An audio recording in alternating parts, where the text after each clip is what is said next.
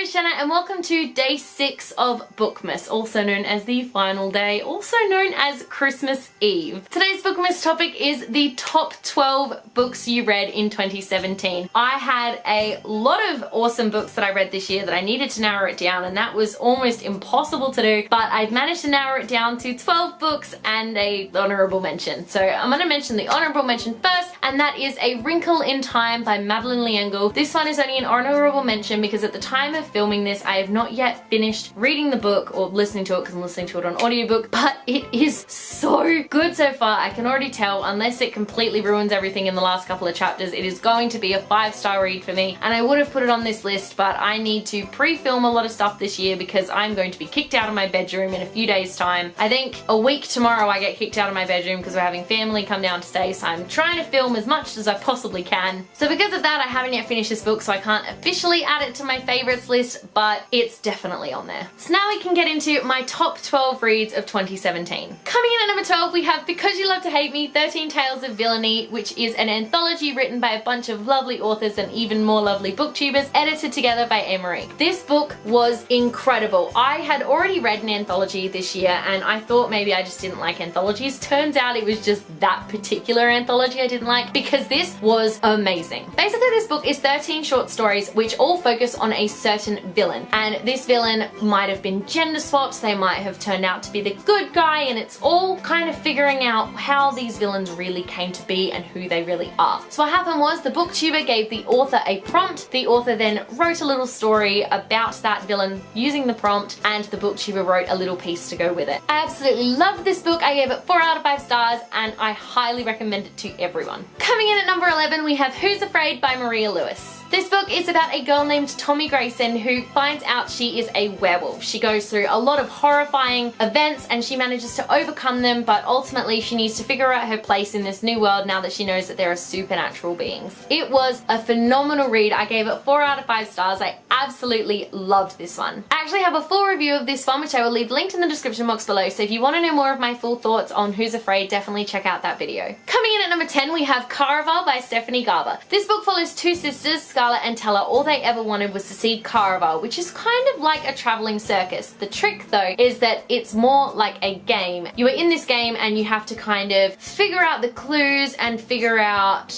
you know, basically you need to win the game in order to win the prize. Scarlett is determined to win the prize this year, as the prize is actually her sister Tella. The story was a whirlwind. I loved it. I found the characters really compelling. I loved Julian. I basically fell in love with him. He was so cute, and I really enjoyed this one, and the sequel's coming out next year, which I'm super pumped for. So I gave this book a 5 out of 5 stars. And just so everyone knows, all the books from here on out are actually all 5-star reads, so I probably won't keep saying what I gave the book because I can guarantee you from here on out it's 5 stars. Coming in at number 9 this year, we have the sequel to a book that was on my favorites list last BOOKMAS, and that is Wayfarer by Alexandra Bracken. This book was the sequel and finale to Passenger, which is a book about a violinist named Etta Spencer who finds out that she can travel in time. She is recruited in order to pick up this object, which name kind of escapes me at the moment, but basically that's the whirlwind that starts off book number 1, and this book definitely continued with that whirlwind, and I fell in love with it. I loved seeing the characters again, I loved seeing the settings again, and I loved figuring out how it all came together. Such a good book. Highly recommend. Coming in at number 8 is my first tearjerker that I have on this list, and that is A Monster Calls by Patrick Ness. This book blew my mind. It was phenomenal. I mean, I cried like a little baby when I read this one. Don't get me wrong, because it's just so heartbreaking, but it's such a good story. I cannot recommend to everybody how good it is. So this book follows a boy named Connor who, in the night, a monster comes to him and helps him solve all of his problems after his mother is diagnosed with cancer. His grandmother comes to live with him and she's kind of really uptight and mean. Connor begins acting out using this monster, and it is just heartbreaking to read. Like, I cried so much. It's really heartbreaking to watch Connor and his mum go through what they do, but this monster is just so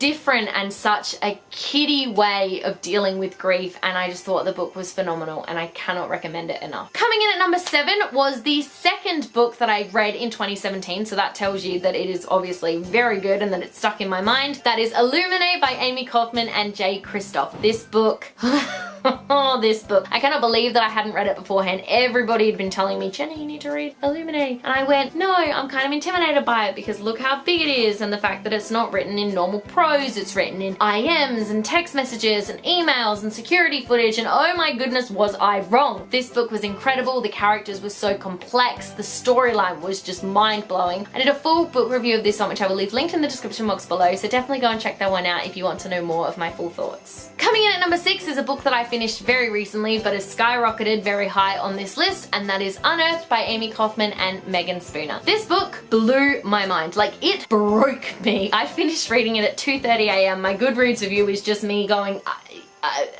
what? You can't end a book the way they ended this book, okay? You just can't do it. It's not fair. But it was so good. I thoroughly loved it. I love the characters. Jules Addison is my little baby. He's just such a cute little cherry pie. So this book centers around two characters that are currently on an alien planet after Earth intercepts a message from this race called the Undying, and they have broadcast the coordinates to their planet and have promised tech and riches and all this sort of stuff for people who come to Gaia. So Jules is an academic who comes to Gaia in the hope of learning more about the alien culture and also trying to figure out the hidden message that the Undying put into their broadcast. Amelia Radcliffe, however, is a scavenger who has come to Gaia in order to scavenge tech that she can sell in order to help someone that she loves back home. The two are thrown together in a whirlwind adventure, and oh man, was it a whirlwind adventure. Such a good book. Highly, highly recommend that everyone read this one, and it was definitely worth picking up. Coming in at number 5 is another book that I was reading until about 2 a.m. in the morning, and that's because it was just so addictive that I couldn't put it down. And that is Simon vs. the Homo Sapiens Agenda by Becky Albertelli. I mean, you guys know me, I don't really like contemporary novels, so the fact that I have one on this list is kind of saying something, but this book was so good, it just blew everything out of the water. For me with contemporaries, I really have to be in the mood to read it, and this one I was definitely in the mood for. So glad I picked it up. I mainly picked it up because of the movie coming out next year, but honestly, it was such a good story in itself that I am forever grateful that I managed to pick this one up. So this book is about a boy named Simon who is gay but hasn't told anybody. He has been emailing with this boy named Blue at his school who he doesn't know the identity to, but he's started to develop a crush on. One day, someone finds out that Simon has been emailing Blue and decides to print out all of his emails in order to blackmail him. From there, the story gets really twisted because you're constantly wondering, who is Blue? Can we trust this person? Do we know what is happening? But it was just such a fun, cutesy little read. I really thoroughly enjoyed it, and I cannot wait to see the movie. Coming in at number 4, we have Invictus by Ryan Groden. This book is a science fiction / historical fiction sort of time travel book. The coolest thing about it though is that it is a stand-alone science fiction time travel book, which is really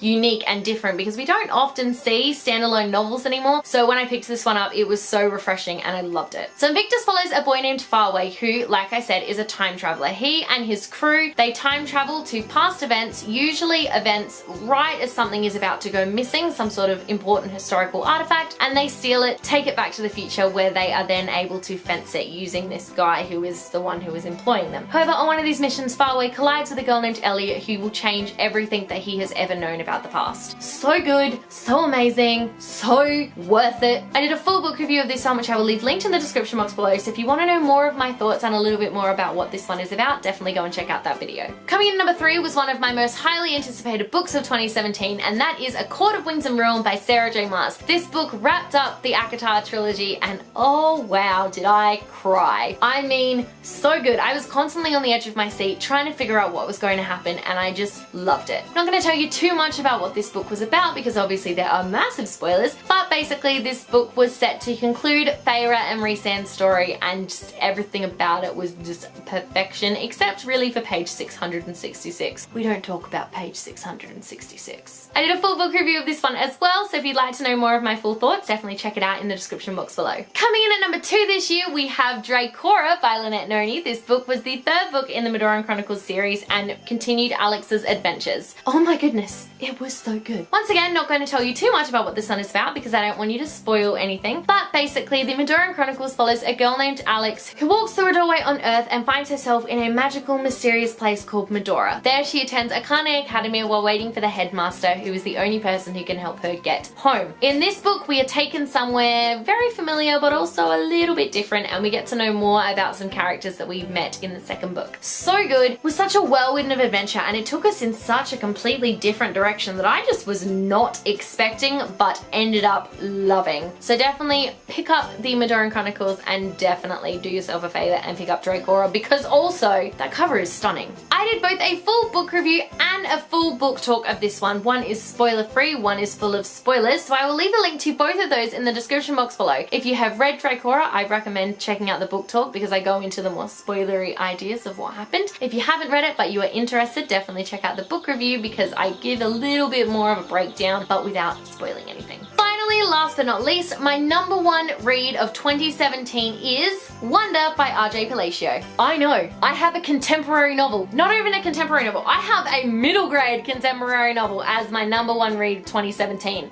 Who am I? So Wonder follows a boy named Augie Pullman who was born with a facial deformity. He has had 27 surgeries just to help him see, hear, eat, I think there's a couple other things, and basically he goes to school for the very first time. The book follows many different characters during Augie's first year of school. It follows Augie, it follows his sister, and it follows some of his friends. And honestly, I was blown away by this novel. I read it in 3 hours because I just couldn't put it down, and then I cried like a lot. I think I got to a point, I was maybe halfway through the book, maybe here, maybe, and I just lost it. I mean, I lost it. But honestly, such a good way to lose it. Well, yes and no, but if you're gonna cry, cry because it's a happy, saddened, heartwarming story rather than like one that's just crushing your soul. I did a full book review of this one as well, so definitely check the one out in the description box below if you're more interested in my full thoughts on Wonder. And there we have it. Those are my 12 favorite books of 2017. Thank you so much for watching this video, and thank you for watching my BOOKMAS videos for 2017. We don't have long to go now, we've only got a week to go until 2018, and I have got some really exciting things in the works for next year. I cannot wait to share them with you all. Let me know in the comment section below what your top 3 favorite books were this year. I would absolutely love to know. If you like this video, be sure to give it a huge thumbs up, and don't forget to subscribe to my channel so you don't miss a thing. Happy holidays, and remember to always stay random.